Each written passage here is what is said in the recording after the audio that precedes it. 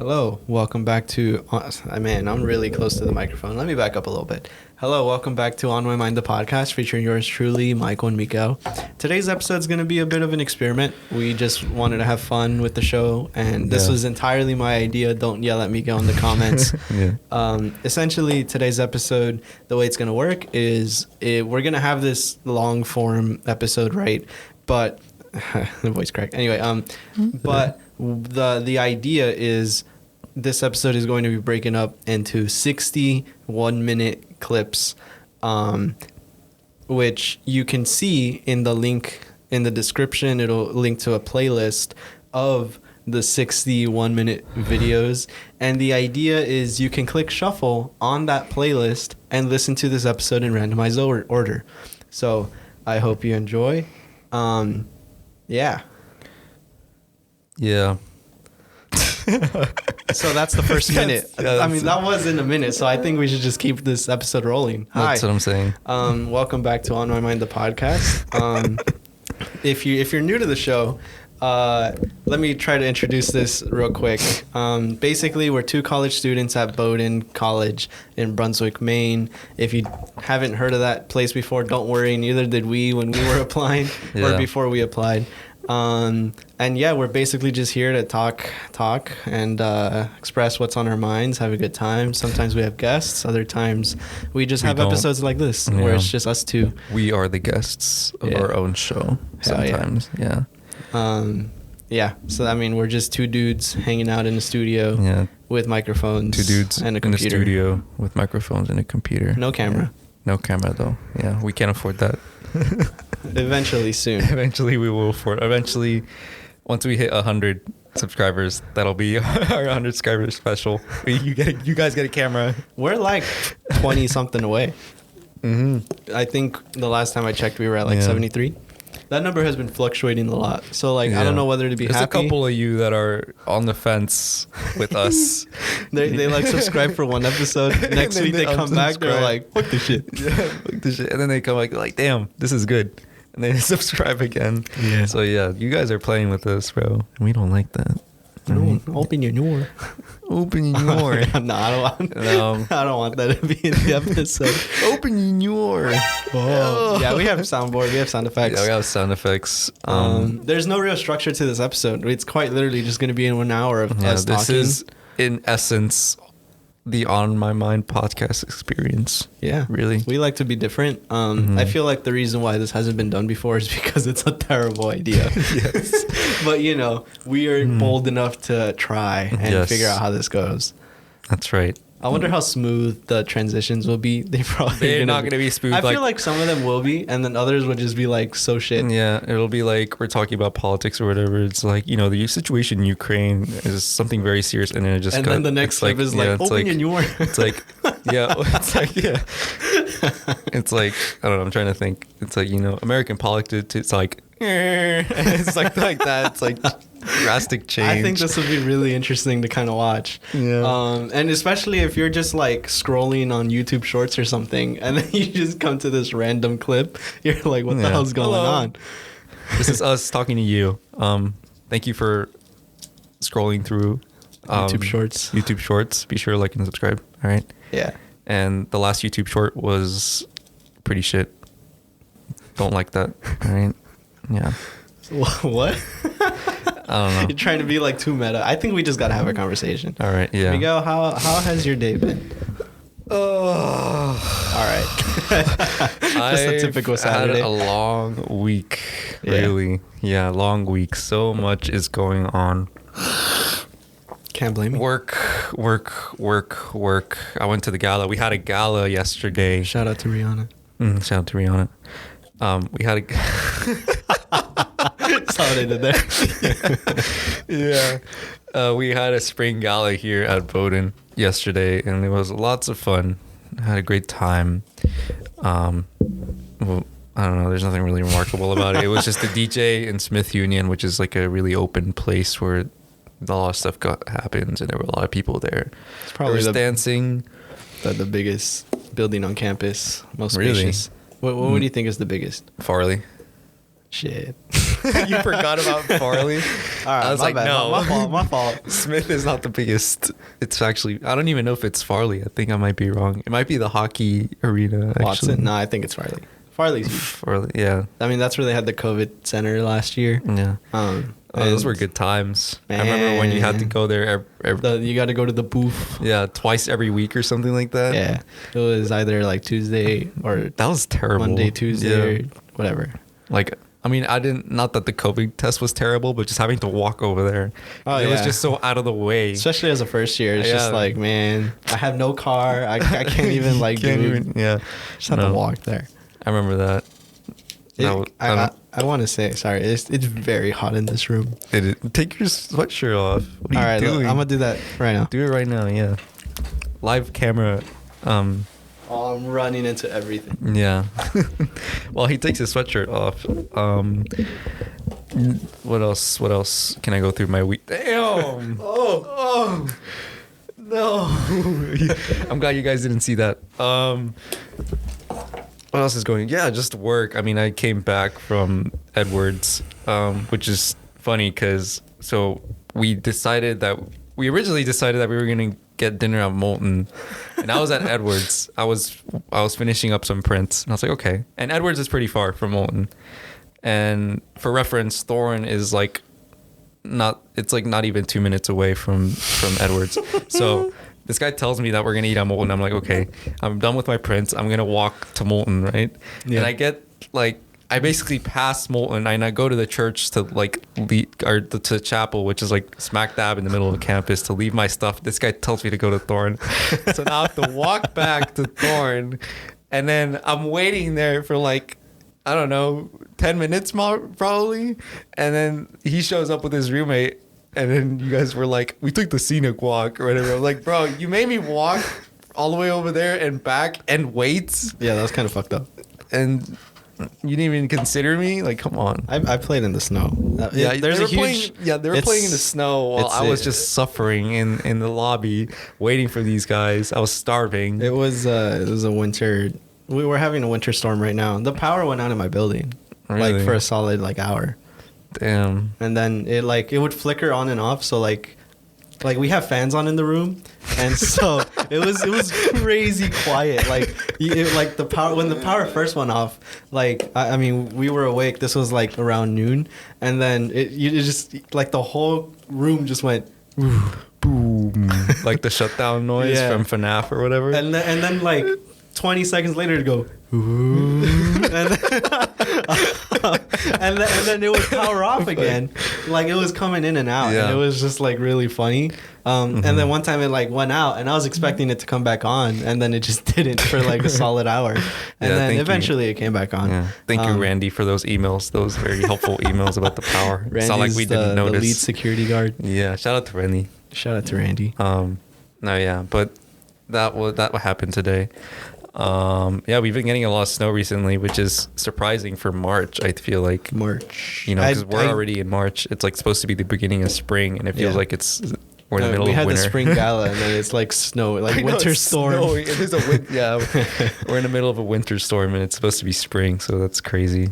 Yeah. I mean, spring doesn't technically start till March 21st, so we're getting there. Brunswick has a couple of days, to figure itself out. We're getting there. Yeah, no, I don't know. It's climate change. Damn. Anyways, shout out to climate change. No. I'm joking. That was a joke. I'm actually against climate change. I'm in favor of climate change that's beneficial to Earth, if that makes sense. Reducing global warming. Yes, global warming. I guess that's a type of climate change because you're changing the climate. I don't know. Well, semantics. We're not going to get into the nitty gritty of it, but it's a Saturday. My week has been really busy too. I had 2 midterms this week, one for linear algebra, the other one for computer systems, and both of them I raw dogged. I did not study whatsoever. Let me tell you about this. Studying for exam is highly important. Do not recommend anyone to raw dog a exam because it just won't go well for you. I mean, Okay, so my linear algebra exam, that one was okay. Like I finished every question. I was pretty confident in maybe like 80% of my answers, and it was overall, like I think I did pretty well.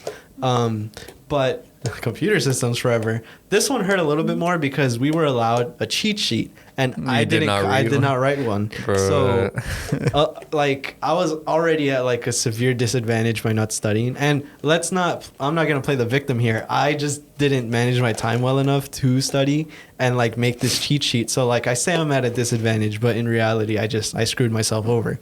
What were you doing instead of writing that cheat sheet? I just.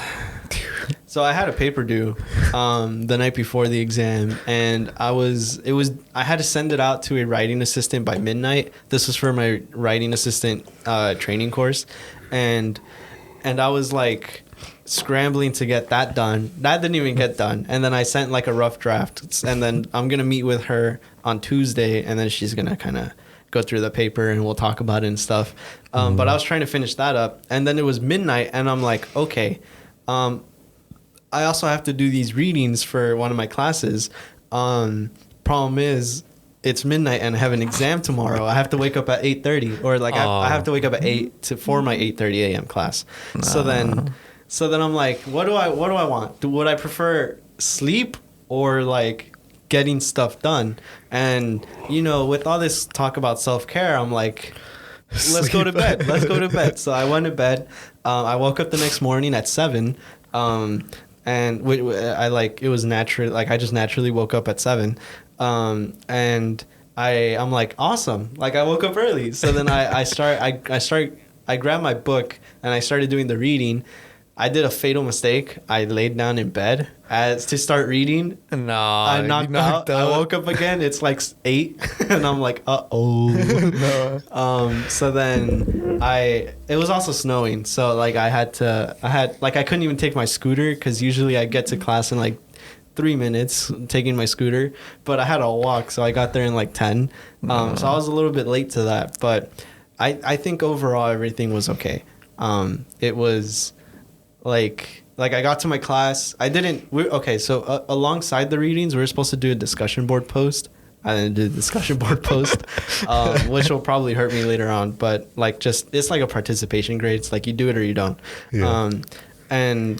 But like I talked in class and like, I contributed a little bit. And then I had a back-to-back. So immediately after was the exam.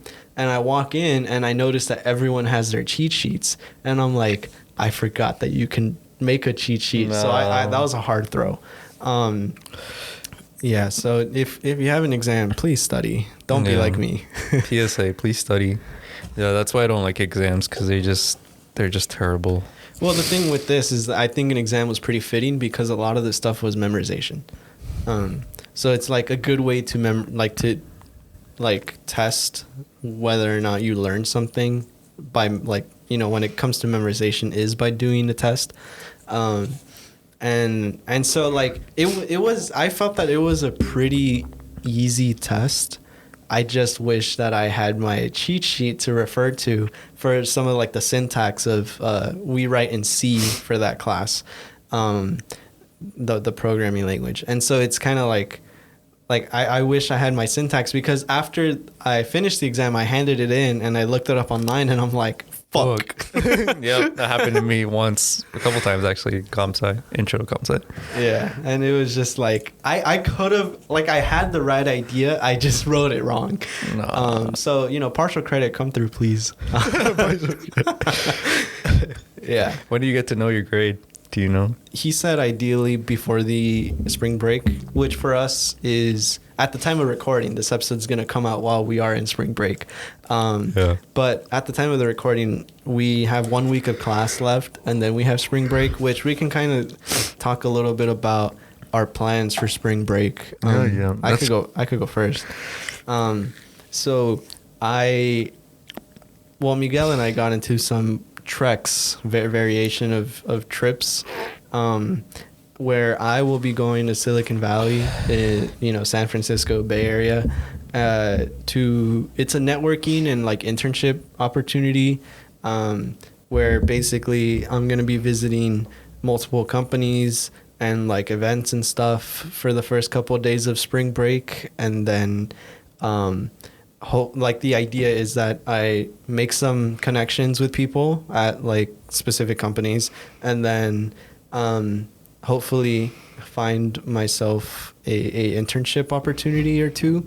I don't really know what to expect, but that's kind of like what I hope to get out of it, especially because at Bowdoin, like studying computer science is kind of like iffy because it's not like MIT, you know what I mean? Like I feel like students who go to MIT, like we're going to be competing with for some of these internships, yet like our liberal arts education is kind of like limited in that sense where, whereas some students are like really putting all their efforts into like math and computer science classes and, things like that. Like for us, I'm taking like an English class, an education class, and things like that, which isn't terrible. And I love that I have that balance in my life, but it's kind of tough to think about when you're like, damn, like I could just imagine like my resume side by side with a student like at MIT or Caltech, and then just be like, damn, we're the Ivy League rejects. Unfortunately, this is where all the Ivy rejects go, to Bowdoin. Bowdoin College. Yeah. So that's, and then I'll be going home, and that's basically my spring break. Yeah. Now for me, I'm actually staying on the opposite side of the United States in New York City. And I'm basically doing the same thing, but with like creative arts, like creative art industries. So we're going to be visiting a couple museums. I'm pretty sure we're going to visit the Met, some like photography museum, the Brooklyn Museum, a couple of auction houses. What else? And a few other things. I don't remember, but yeah, we're going to be doing that for, I think it's like 2 days, actually, like 2 full days of that, which is not a lot. That's one of the things I kind of don't like about it, is that it's very like jam-packed. Mm-hmm. Yeah. I feel like they should have spread it out a little bit more, but I guess, they didn't have the funds for that. Yeah, so, I mean, because this is a fully paid trip. Like they cover hotel, they cover transportation, food. We don't have to pay for anything, so I'm very grateful for that. Right. So I can't complain. I can't complain. Dude, I got the invitation to Apple headquarters. Yeah, he has like the little ticket on his phone and everything. In the wallet app. It's shit, like so. Bro. When I got that, I'm like, shit. I wish I could get that. But like for the Met or whatever. To visit like fucking Apple head, like in the email it said like it's important when they were like no video or photography allowed, like when you're here. No, you're joining a cult, bro. They're sending you to a cult. I'm pretty sure. I mean, I'm going to the Apple headquarters. I know, but that's like crazy. No photo and video. That's just sus. Well, I mean, they just don't want like any people leaking and stuff. Like that's the thing with drones. Like they don't allow drones to go over like the buildings and stuff because they really don't want you to see stuff. Like they'll take it down. That's crazy. Like they'll find the person. Shoot it down. They'll like shoot that shit down. That's crazy. Yeah, no, it's like illegal. I think there's a thing where like Tesla was kind of like funny about that because they were like, like they invited it. They were like, take a look at what we're doing. And then, they would like, I think there is like a YouTube channel that would just have like drones going over the Tesla like headquarters and stuff. Like, yeah. Oh, look, that's a new car we haven't seen before. Yeah, it's like some Chinese balloon over the Apple, US. over the US. Over Apple headquarters. Yeah. That's crazy. I don't know. I mean, are there like pictures of the actual headquarters? Yeah. Like, do we know what it looks like? Yeah. Then how did they take those pictures? If they're they probably used their own drones. They were like, we can do it, not you though. Oh, okay. Yeah, that makes sense. Yeah. So it's if a journalist goes there and takes pictures, they'll get arrested. Well, I feel like they just have to get permission. Like I feel like that'd be different, but like here they're explicitly saying we can't do that. You know what I mean? Can't do that. Like you can come in, you can experience this, but just like don't take any photos. Just why don't you use like? And I'm not gonna test it, bro. My phone is gonna be in my pocket. I'm not gonna. I wonder if they're gonna be like, put your phones in this bin, like a SAT or something. They're gonna put you through like TSA check or whatever, like scan everything. Take off your jacket and your boots. Do you have any explosives with you, sir? With too much hesitation. I got a lighter or something like that. Yeah. No, that's I have a that's stick crazy. of deodorant. Yeah. Yeah, I think it'll be really fun though. That's probably the thing I'm most excited for. I'm sure we're gonna be visiting like Google as well. Yeah, so I think that'll be. Is Microsoft based on? No, they're in Seattle, I think. So That's interesting. it's way farther away. Yeah. So you're going to Apple. You're going to what was the other one? Google. Google. That's probably. it. Just both of those. And then there'll probably be some other events. I mean, also like it is only a couple days, so there really isn't much we can do. Oh yeah, because I think with you it's like a lot more spread out. Because with New York, like we're bouncing all over the place. I Like see, we're going to the yeah. Met, and then we're like on the same day. We're Right. doing multiple stuff, which is crazy. Yeah, so there's going to be an informational meeting on Monday, or Okay. like 2 days from now. So I'll be able to tell you a lot more about that afterwards. Yeah, no. I'm also going with the homies. Yeah, he's going with like yeah, my roommates. Yeah, basically. Yeah, I'm going by myself. Actually, no, I'm going with a couple people that I know, but Yeah. like all of my roommates are going, or basically all my roommates are going with him. Yeah. It'll be a really fun time. I'm super excited for this, and like I'm really happy that I was able to get this opportunity. And it's really up to me to like make the most of it though. Yeah, no, yeah. Same thing here. I mean, I think it's especially with like the creative arts, it's like, you know, you got to know people. Tough business, yeah. Like we really, really have to know people. Like networking is part of the job that, Yeah. you know, or part of getting the job basically. You're gonna have all these business cards you can hand out to people. Yeah. I was listening on YouTube, like just so I watch a lot of Pokemon YouTubers, and they like go to conventions and stuff, and you know, like they'll find like important people like for like sponsorship deals and things like that.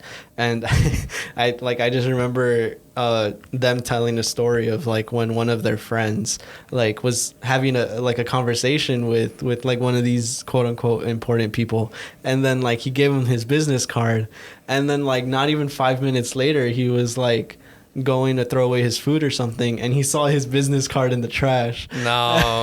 It was like, oh, that's terrible, That's bro. tough. That is crazy. So like, Yeah. honestly, like new fear unlocked kind of thing. You're unlocked. You're like, yeah, let's talk, and they just don't talk to you ever I know, again. never reach out.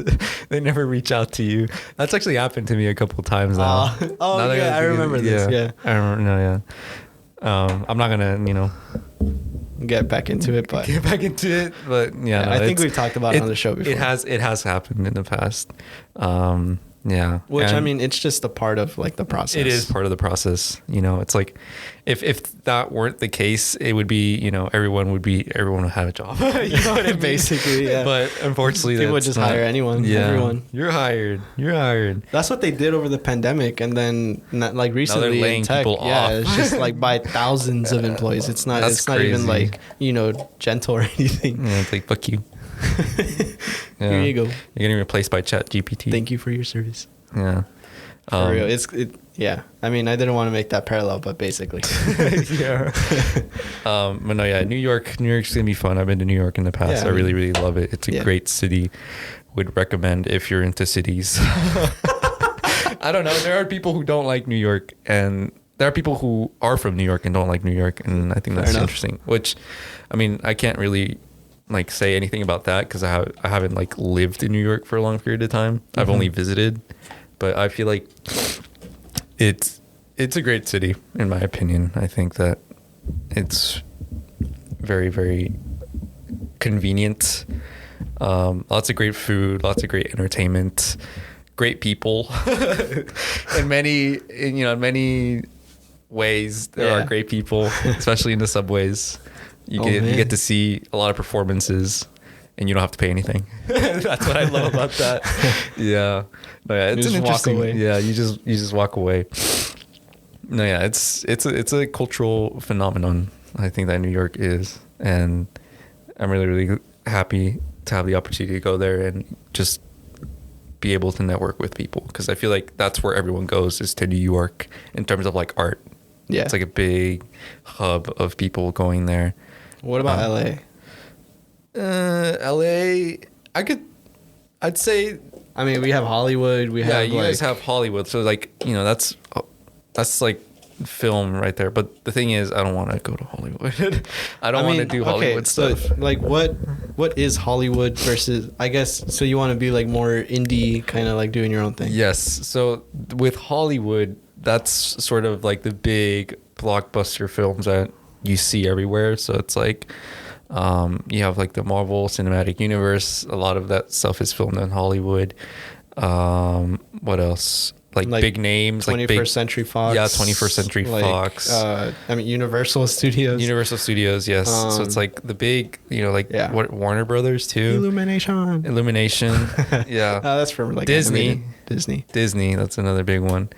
Like everyone, that's like the big, hub of them, where it's like very heavily commercialized film. And then New York, on the other hand, obviously they do have some like headquarters in New York, some of those companies, but New York is more of like, okay, it's like very niche, very not commercialized, more of like art type deal.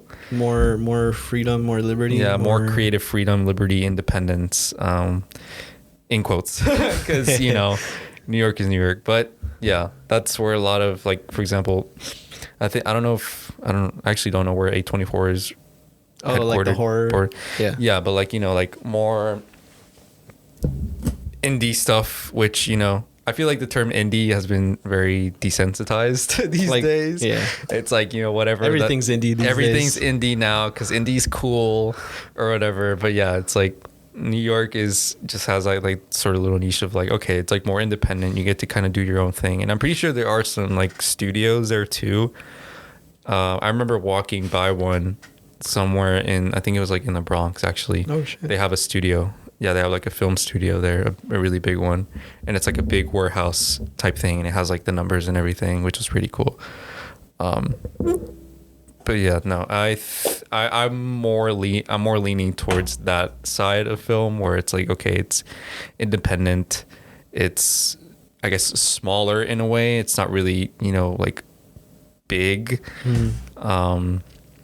What else? Also, government funded films. That's another thing too, because we basically don't have that here in the United States. But in Europe, like a lot of the government, like European governments, like the actual like state would fund your film, which is pretty interesting.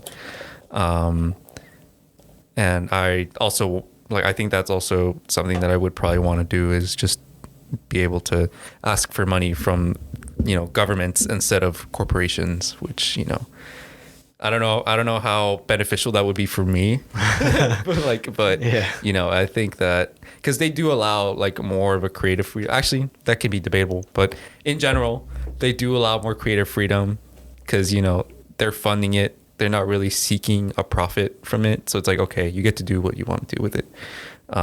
Whereas with if you're being funded by a company, then it's like, okay, there's boundaries of what you can do and what you can't do, and then it's like, okay, then if I want to do this and I can't do it, then it why even do it? Yeah. So it's kind of, it reminds me of what happened with Anthony Padilla and Smosh, where they sold their company to like a bigger corporation kind of thing, and then every one of their videos had to pass like a filter.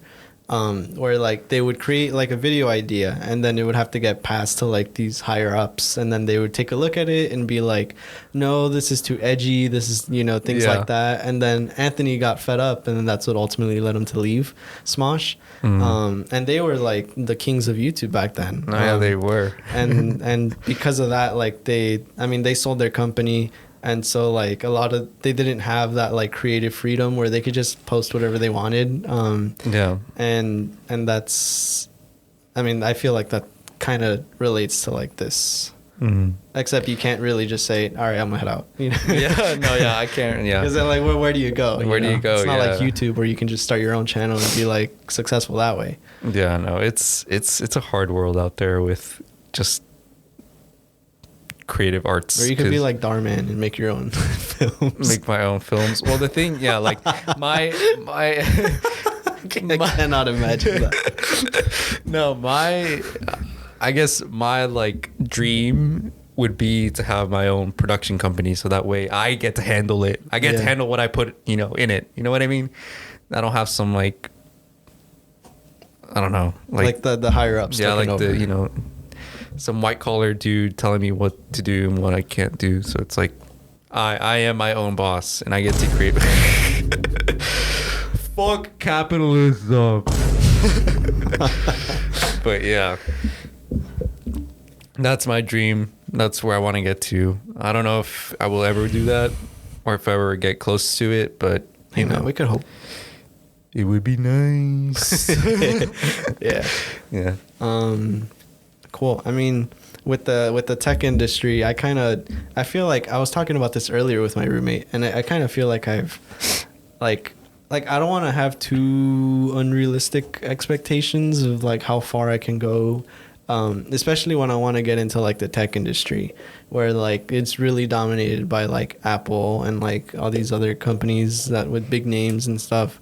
And like I would love to work there, right? Like that a large part of the reason why I like jumped on the tech trek opportunity was so that I can like hopefully make a name for myself out there. And I mean, there's like, well, why not just go with like a smaller company that, you know, does the same like software development, things like that. And I'm just like, there's probably like room for growth there where like I spend a lot of years with like this smaller company and then it like grows and I can like become like an executive and things like that. And something like that probably won't happen as easily at somewhere like Google or Apple or Microsoft or anywhere like that. And so like kind of my expectations, you know, because you're saying like you want to have your own production company rather than just like having to be like this smaller dude having to give their scripts, their ideas and their like, I don't know, basically their property, right? To like, it doesn't even belong to you. Yeah, no, it sucks. So it's just like for me, I mean, it's not really like as directly related. Like it doesn't translate like equally, where it's like any code I write for Apple is for Apple. Like that's kind of like the idea. Like I know that going in, right? It's not like, oh, this is copyright Michael Martinez. You know what I mean? Because especially when like tech companies like use a lot of like the same frameworks from like code that has already been written, and then it's just like modifying or like developing new ways to use things and things like that. So it's like no code is truly like ever yours, you know. So it's not like you can claim it like you can with a movie. But I don't know. It's just kind of interesting. Like I think my expectations are like to kind of just build experience, and if it like leads somewhere, then I mean, that'd be really great. But ultimately, like, I see myself as like a professor, right? So like having to go like become an executive for a tech company would kind of derail that like career path that I kind of have in mind. But in a way, it's like I also don't think I'll limit myself where, you know, if I see the opportunity, I'm going for it, right? Because obviously it's like it's going to be highly rewarding and awesome. But at the same time, like being a teacher, being a professor, like these are my like these are the goals that little Mikey as like a 10-year-old was like, this is what I want to be. And, you know, like I also don't want to let that go away simply to chase that bag. But I will chase that bag if the opportunity comes. Brutally honest. I mean, like that. Yeah. I like that. No, that makes sense. Yeah, no, it's, I mean, with me personally, like I also am considering becoming a professor now. Shit, we're gonna be like having neighboring offices, same school. Yeah, where would you want to teach? That's a good question. Where would I want to teach? Well, ideally, it would be at like Bowdoin. No, sorry. Yeah, sorry, Bowdoin. No, I mean, I would want to work at like. See, the thing is it would really depend on what I want to do. Like, if I want to really teach, I'd have to go to a smaller school. But if I want to like do research and stuff, then I'd probably go to like a research university. Where like I could, you know, have a TA teach my class or whatever, and then just me like kind of exist. But I mean, I never actually really thought about where I would want to go. I know that I would teach computer science. that's kind of like the idea. But in terms of like what school I would like to work at, I honestly, I don't know. And I feel like, there might be a school that will be like created or founded that, I might work at like a long time from now, that probably doesn't exist today, or things like that. That's true. Or like the great schools that do exist today. I mean, this is very unlikely, but then what if like they also kind of fade away, or like I don't know. Yeah. I don't really know. I haven't heard of like a big school like on the level of like Harvard or MIT, or like like these big schools that have been here for so long just kind of like get wiped off. Die off. Yeah, like I haven't heard of that. Yeah, ever. it's like their legacy, they're known for being known. Yeah. I feel like, so it's like, it's impossible for them to die. Especially when you have like so many like alumni. Yeah, and that too. And like, they also kind of... They'd have to do something really fucked up. Like, yeah, it's like their president, I don't know, says something controversial or something like that. I mean, no, but that's the thing. You get rid of the president, but the school stays. No, yeah, I don't know. Well, how could they I don't possibly know. fall? Yeah, that's... And it's funny too, because it's like, like everywhere in media, it's like you think about the best schools in the world, and immediately the first thing that comes into mind is Harvard or MIT. Yeah. Like you see that, like, for example, in Gilmore, this is like such a random example, but Gilmore Girls, I don't know if you've seen that shit. No. But I forget her name, but I think she goes to like Harvard or something. But, it's like even that, setting that up where it's like, oh, she went to Harvard. It's like, it's a really big school. So it's like now we talk about this so many times, like just media portrayal of things that end up like really influencing how people think about certain people that's or what things. I find that to be interesting. I mean, honestly, I feel like that's something that I would teach as a professor. That'd be a really good thing to look into. Yeah, how media influences our perception of stereotypes, reality and stereotypes, things like that. So, yeah, I mean, for me, I don't even know where I would want to teach, honestly. I mean, I would probably be like a professor in film and media studies, like a mix, not necessarily just, I could probably just do one, but I would want to do film and media studies.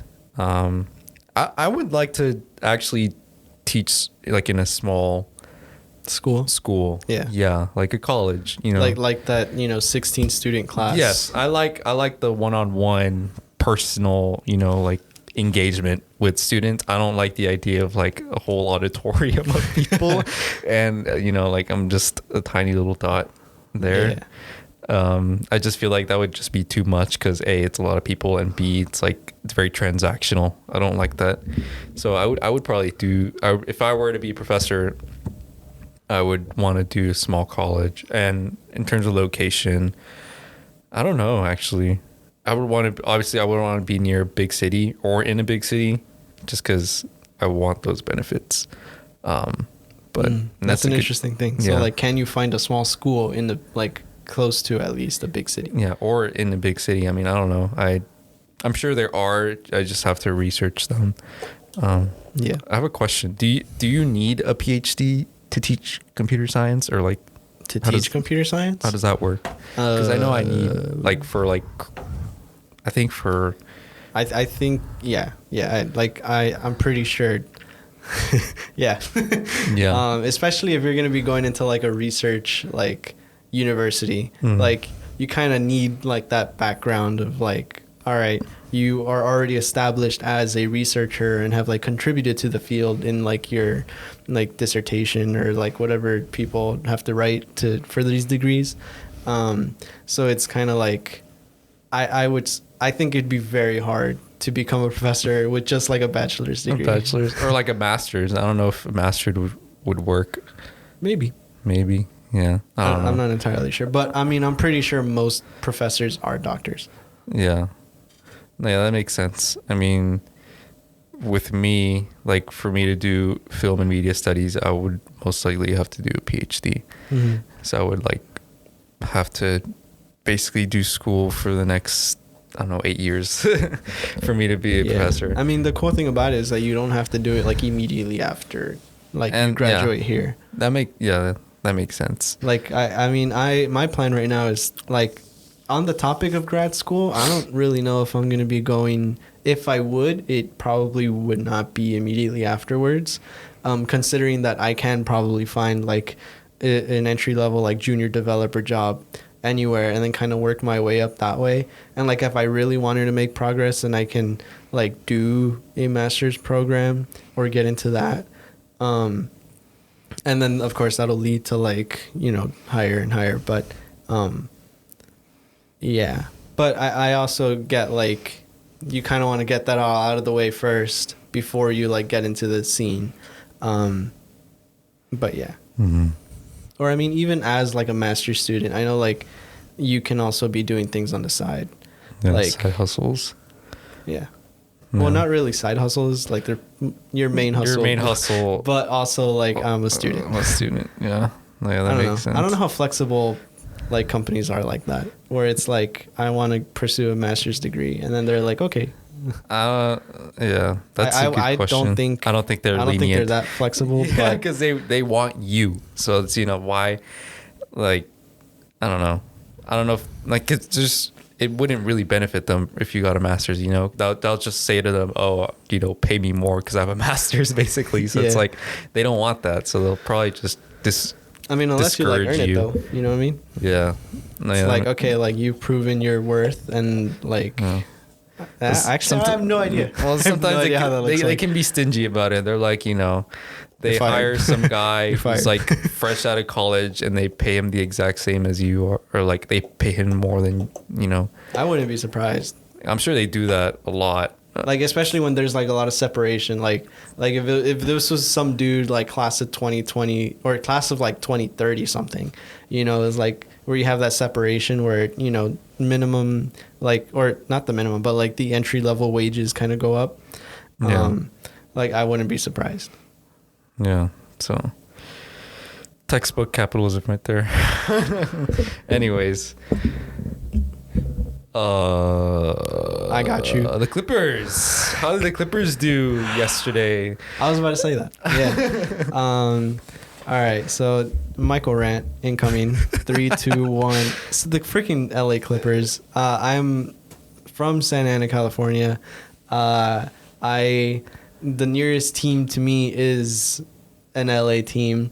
So you have the choice, the LA Lakers or the LA Clippers. It's an interesting thing, like why I like go for the Clippers instead of the Lakers. Cause I mean, like really, like what's the point of going for a different one? You know, they're like located in the same city, like in the same arena even. But the story is, so on my mom's side, they're Laker fans. Carry on. No, but like, so like my uncle is like a huge Laker fan. And it's honestly, it's just my uncle who's like really the Laker fan. But my dad, for whatever reason, like does not like the Lakers. He's told me that it's basically because they only pay for like the really good players like LeBron. And like the thing is like I don't even know how true that is, because they really sucked for like a good time after Kobe retired. And so it was like, I don't know who you're talking about that, like, you know, I don't know. Point is, he didn't really like, or he doesn't like just kind of like throwing away your money for like players. And then so he's like, so that's why I'm a Clippers fan. And the funny thing is that, you know, the Clippers basically spend a lot of money for their players that they have right now. I don't think he knows that. Don't tell my dad. It'd break his heart. Shout out to Michael's dad. But point is, like, I've been a fan of the Clippers since Lob City days with Chris Paul, Blake Griffin, DeAndre Jordan, like that kind of team. And I've kind of fallen off since, like, I don't know, like, I want to say around middle school, high school. So that was probably like 2014, 15. So like I didn't really keep up with the team as much. Like every now and then I'd watch a game and it'd be like, oh yeah, you know, I recognize some players. But then that core kind of fell apart. And then in 2019, 2020, I think you got Kawhi and Paul George and like basically the core that has been for the past couple of years. And the closest they have ever been in terms of like success was the Western Conference Finals. And this one, oh man, dude, the 2020, I think it was 2021. Yeah, it was the year where the Bucks won the championship. Oh. I cry. Not really, but like so that was the year Kawhi got injured in the playoffs. And we were hooping, bro. Like I think that was the year we eliminated the I don't want to say something stupid, but I'm pretty sure we played against the Jazz or the Nuggets. We played against one of those teams, and they like we ended up beating them, but at the cost of losing Kawhi Leonard. And then we played against the Suns without our best player, and we took them to 6 games, but then we ended up losing. Mm-hmm. And then the Suns end up going to the finals, and then they end up losing as well. So it's like, loser. But insult to injury. Yeah, I mean, it was just like, man, because that was the year where like our team, I think we placed like 2nd seed or something in the West, and then I think the Phoenix Suns were number 1, which is why we met them in the conference finals. Like I feel like if Kawhi hadn't gotten injured, we would have at least put up a really good fight against the Bucks. And I think we could have won.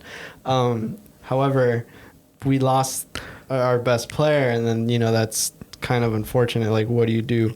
We were the 4th seed that year, actually. So like as the 4th seed, like we were really good.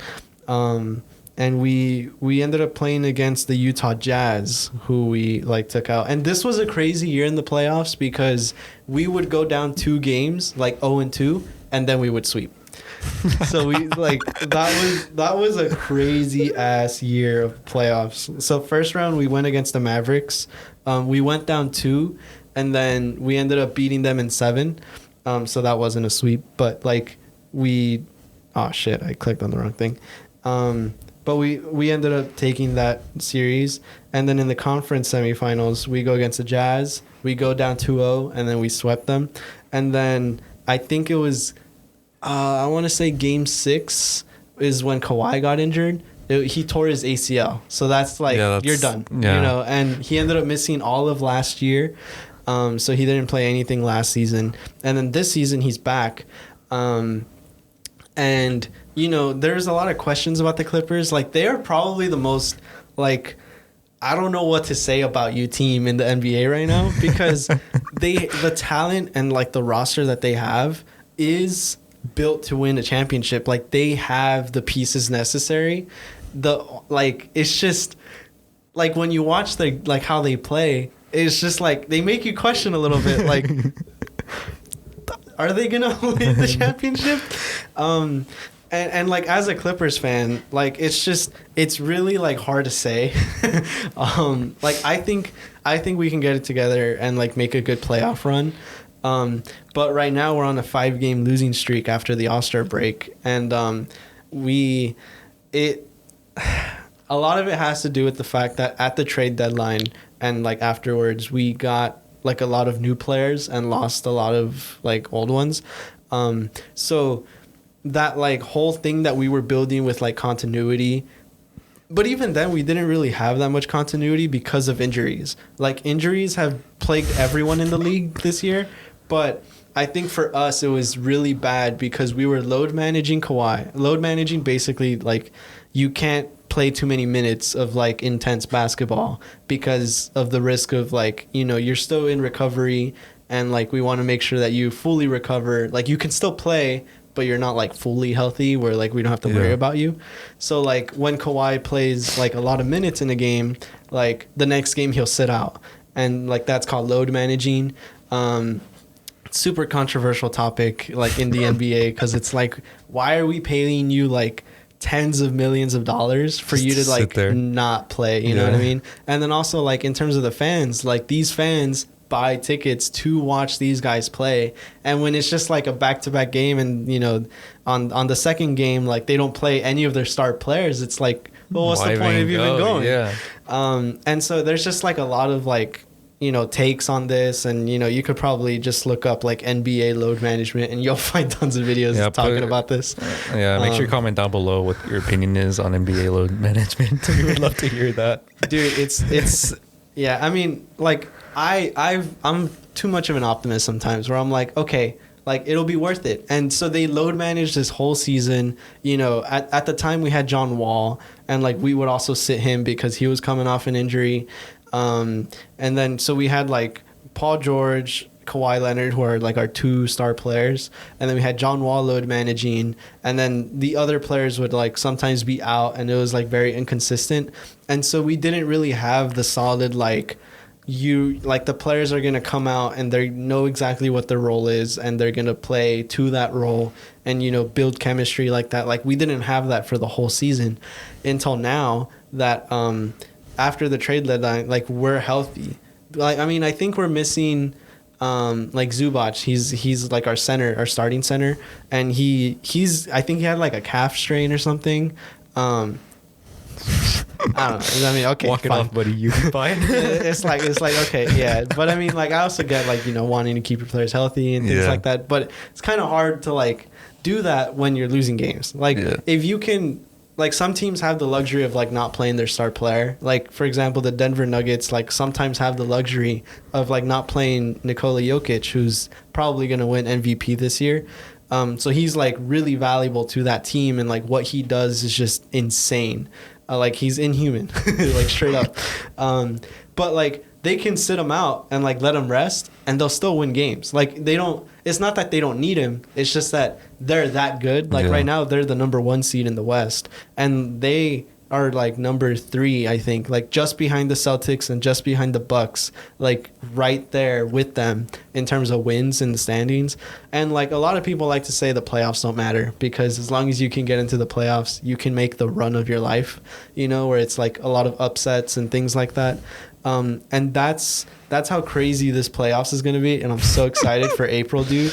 Like when the season ends and we kind of get into that off season or the postseason. Oh man. Watch party. Well, just games. Yeah, I mean, we'll still be here. Yeah. Yeah. So, I mean, hopefully the Clippers even make it to the playoffs, because right now, like, they're falling. Like, at the All-Star break, they were the 4th seed. Like, you know, and then since then, they have dropped down to the 8th. What's the cutoff again? 10. Shit, so they're getting there. there. So basically, like, the top 10 get into the play-in, or the seeds 7, 8, 9, and 10 get into this like a play-in tournament where it's a winner-go-home situation. If you are the 7th or 8th seed, you only have to win 1 game. If you're the 9th or 10th, you have to win. Actually, I think you just have to win 1 game. But I think the play-in tournament, the way it works is if you're 7th or 8th seed, you play 1 game. If you lose that game, then you have another chance of getting there. But if you lose that game, you're out. You're gone. Yeah. And so when we played last year, we didn't make the playoffs because we didn't have like our star players for most of the season. We were in the play-in tournament, and like we got eliminated by like a team that ended up losing first round, you know, because it's just like whatever. But still, it's just like you don't want to be in that play-in tournament just because of like the chance of that happening. Yeah. So for us, we were sitting 4th seed, you know, we're comfortable, and now we're in the play-in, and it's like, oh fuck. And we have like a pretty tough schedule ahead of us too. Like we're going against the Grizzlies 3 times, who are like top 2. I think they're the 2nd seed in the West.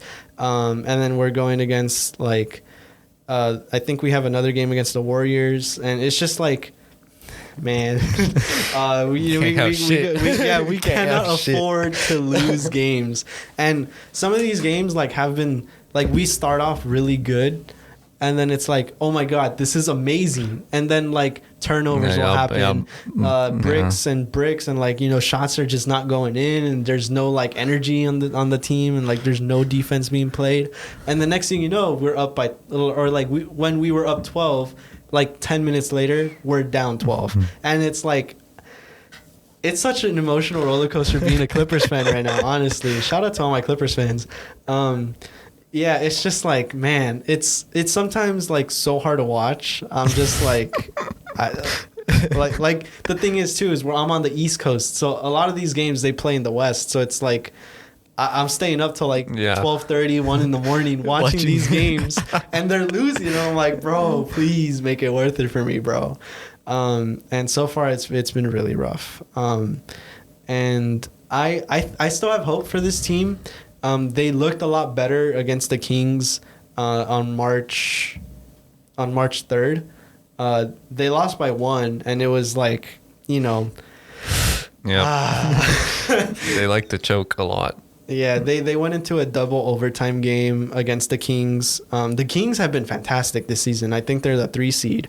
And they're a team that hasn't made the playoffs in 17 years. And so they're like making history with this run. Yeah. That, you know, during the regular season, like they've been such an entertaining team to watch. I mean, I don't watch every game, but like just hearing from like what I consume a lot of basketball content on like on YouTube and Instagram and stuff. So it's like I'm very like involved in the NBA this year. Like I'm watching every Clipper game, bro, that I can. And I mean, yeah, I guess overall my ultimate like words, I guess, would be I think the Clippers can make the playoffs, and I think after, like, we have the rest of the season basically to like win some more games, try to get like a higher seeding, and ultimately the goal is to build chemistry and to like have the new players learn their role on our team and just really like start to work together to get this ring, you know? Like that's the goal at the end of the day. It is scary out in the West right now because players like Kyrie Irving came out to the West from the East. Kevin Durant is probably the biggest name that came out from the East to the West. And it's just like, damn. Yeah. Like, these are teams, like, I think the first round of the Western Conference playoffs are going to be so much fun to watch. I'm probably going to be watching a lot of the basketball games, even if it's not the Clippers. I mean, if the Clippers were to get eliminated, I'm probably waiting till the finals, unless they get eliminated in the finals, which I'm gonna cry. But you know, but you know, it's just like, man, it like they're such a mysterious team right now because like they have flashes where they're so dominant and so good, and then they have like, I guess I don't even know what the opposite of flashes are, but like they just have periods where they just like are the absolute worst team that I've ever seen. No, I've noticed that about them of the few games that I've watched them. It's like they just have like bursts of like, you know, very, very good plays or whatever, and then they just fall apart. I know. Oh my god. It's so frustrating. So frustrating. It's yeah, so like frustrating. Even, you know, I'm not a Clippers fan, but you know, I can see where your suffering comes from. Shout out the Rockets. Shout out the Rockets. We fucking suck. Listen, they're trying to get that number 1 draft pick. Yeah, they're looking saying? towards the future. Okay. Yeah, that's where their priority is right now. Yeah, they're a tanking team. Yeah, no, I saw them too. I saw them. They played the Utah Jazz when I was. When was it? It was during winter break. I went to go see them play Utah Jazz. We suck, nice. Bro. We sucked ass. We had the lead for like 2 minutes, and then that was it. And then we lost. No, the Utah Jazz are like an interesting team because they sold away their best players. Yeah. And then they like completely like are rebuilding right now. And what's interesting is that like we saw like they basically got like Lauri Markkanen, who is like probably like one of the best players on the Jazz right now. And like they like he was a big surprise coming like at the beginning of the season because he had played in like the Chicago and like he wasn't really like anything there, and then he played in Cleveland and like he wasn't really anything there, and then like he comes here to Utah and he like finally has like a starting role and, you know, like a bigger role to play, and he's getting a lot more minutes, and then he just like boom showed like that he can hoop, and it's just, it was really cool to see that, and like his story is pretty nice of like how he got there. Also, just like the NBA script has been, the writers have been on fire, dog. Yeah, they're making a whole movie. Bro. Oh, they're playing with me, bro. Shit. Yeah, no. The Clippers hate is real. The Clippers hate. When was the last time they won a championship? Never. Never? They've never won one in history. Like I said, the farthest they've ever gone was in 2020. No, 2021 was when they went to the conference. Do you think they'll ever win in your lifetime? Shit, if they don't do it now, it's kind of hard to like imagine that. I mean, I'm sure. Okay, maybe.